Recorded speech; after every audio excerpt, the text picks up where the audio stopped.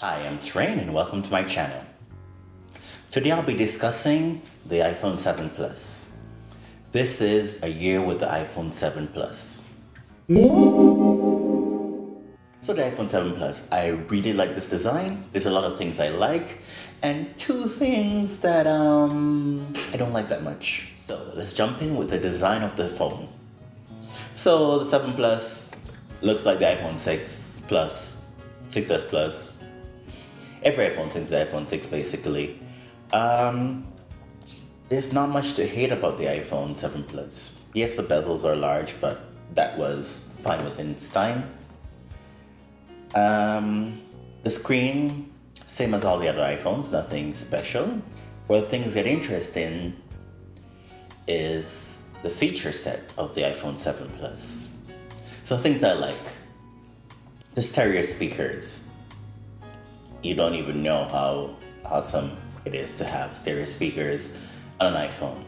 Because normally the speaker is located on the bottom half of the phone. Now with the stereo speaker setup, I can actually watch a video in peace when I'm laying in bed without having to worry about covering the speaker. And that's all thanks to the speaker setup.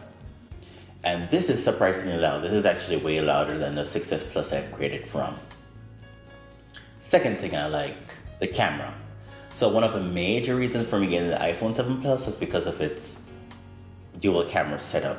I take a lot of photos, mostly my DSLR, but I always have my phone with me and I love the idea of being able to take DSLR quality photos on my iPhone.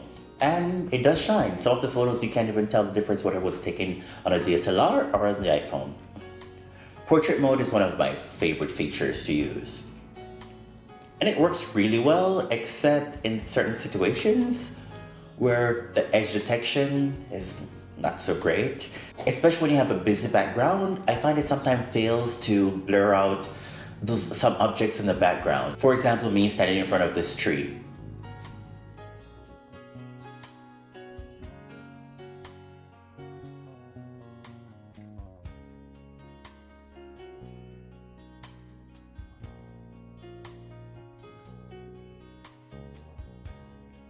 Next thing I have a love-hate relationship with is the fingerprint reader. The fingerprint reader is no longer mechanical and that's great. I love that feature. But I came to find out the hard way, it's not glove friendly. And in the winter time, yeah, not so great. When I'm outside in minus 20-degree weather and I have to take my gloves off just to unlock my phone, not cool. That's where the iPhone 10 wins here. In the wintertime, you never have to worry about taking off your gloves to unlock your phone. So that's something you guys should keep in mind. Those Face ID haters. There's one major drawback that I've experienced with the camera, and this was initially not an issue. I don't know if it's because I changed products I use in my hair, but as you guys know, there's a camera bump. Fine, I don't mind. But because of a dual camera setup and where I rest my fingers, I have to constantly wipe the lens clean every time I need to take a photo or video.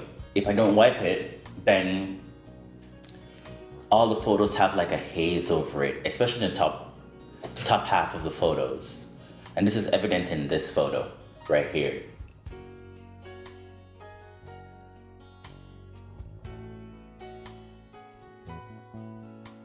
So I wish I could go back to a flush camera system so issues like smudging would disappear.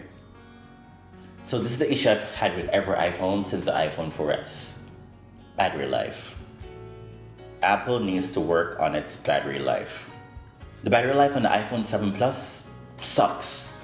I have to charge my phone twice a day. I've been to the Apple Store several times and they're like, oh, your battery is fine based on the tests we see here. One guy was even rude and got me really upset and made me think, hey, this is my last iPhone I will ever purchase. So I went to the Good Morning America concert with Paramore. Then I had to run down to Soho. And while I was in Soho, there was like a huge lineup in front of a Nintendo store. So I saw something awesome was happening. And long and behold, it was Lil Yachty.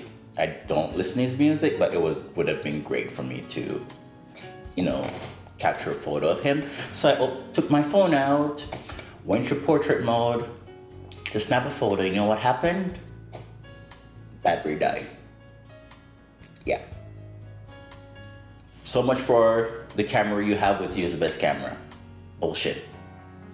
Fix your battery life, Apple. Oh, and the guys at the Apple Store had told me that my battery capacity had dropped 10%, so it's only holding a 90% charge, but they can't do anything about it unless it goes down to 80%. So I think after this video, after I finish shooting this video, I'm gonna go back to the Apple Store one more time to try to get my battery taken care of, because this is ridiculous. And you know the messed up thing? Apple does not make a battery case for the iPhone 7 Plus. They only make it for the smaller models.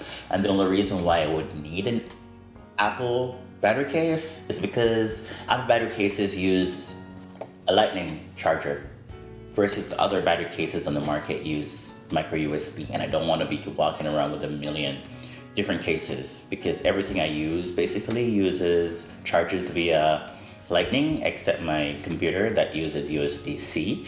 Other major things you've heard about the iPhone 7 was a huge controversy. No headphone jack. That has not affected me because all the devices I use are wireless, so I have no need to plug anything into my iPhone. So that's a non-issue for me. Also, the iPhone being water resistant, I haven't had the chance to try it yet because sadly I haven't been to the beach in a long time. Yeah, I'm yearning to go to the beach. That's not true. I did go to the beach, but I'm not going in the water in New York. No. Sorry, New Yorkers, but it's true. So guys, if you're in the market for a new iPhone and you're thinking about getting the 7 Plus, personally I would say just upgrade to the iPhone 8 because it solves a lot of problems the iPhone 7 Plus has. In the name of the Father, the Son, and the Holy Spirit, and ever you may kiss your bride.